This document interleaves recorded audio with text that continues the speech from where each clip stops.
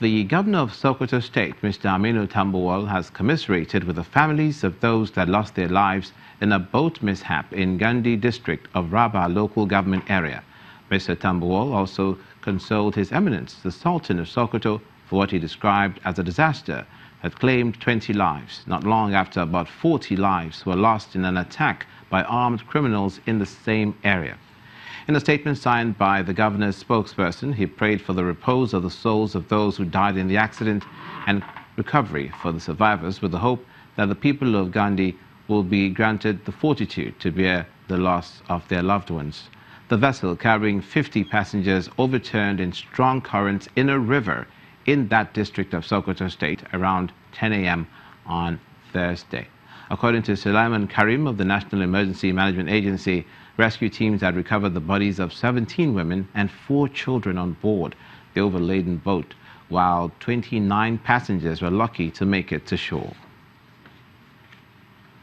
In the southwest, the Nigeria Labour Congress in Ekiti State is mounting pressure on the outgoing government to defray arrears of workers' salaries and pensions before leaving office.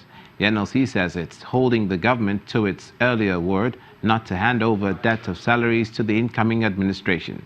The union says the strike may become an option if nothing is done. We are saying they should go and look inward and start payment of a backlog of salaries and pension by looking inward, mop up all funds available, stop developmental projects, and start payment of salary by paying 2 months' salary monthly between now and the expiration of their tenure. Strike normally is the last resort. We've consulted, we are consolidating. But if eventually strike action is the last resort, we wouldn't mind to go. But we still want government to respond to several letters we've written, several communiques that be issued, imploring government that they should honor their word of not living as a debtor. And that wealth we hold tenaciously to, because we believe Governor Ayodele Fayose will not lie.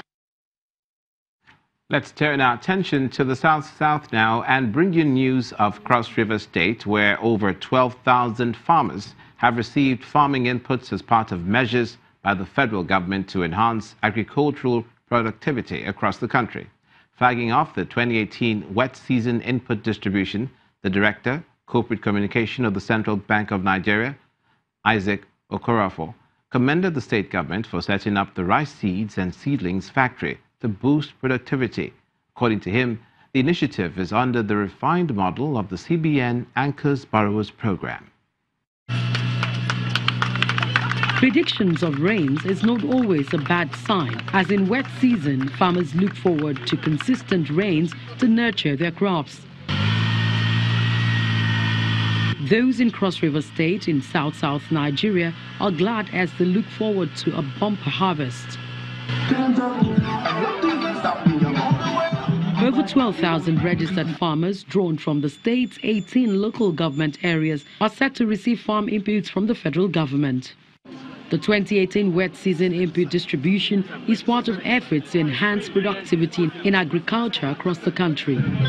Cross River State has over 12,000 farmers for this wet season, and we have come here to distribute the inputs: fertilizer, pesticides, herbicides, even including the pumping machine to be able to ensure that enough water is in their farms.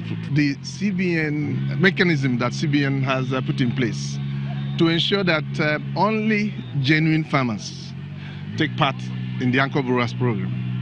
According to the Cross River State Governor, Professor Ben Ayade, the state is expanding its farming horizon by also investing in areas beyond rice farming.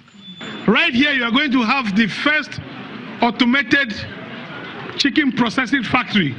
It will come from here. And what is keeping the frozen chicken business is the maize you are growing. And for you to be able to grow your maize, I have to work with Central Bank to provide money for you to grow your maize, to provide a road for you to go to the farm, so that I stop you from working too hard. The farmers appreciate the CBN and the state government for the gesture, which they say will increase their yields. With what they have given to us, we can farm all year round. This is the first time in the history of Cross River States that we are going to start with what they call dry season farming. We're actually going to do it with the hand pumps that they have given to us. The items distributed are strictly for registered farmers who have been captured electronically into a major data system in the state. Governor Siraki Dixon of Bayelsa State has signed 10 bills into law, including the Public Service Records and Documentation Center Bill 2018 into law.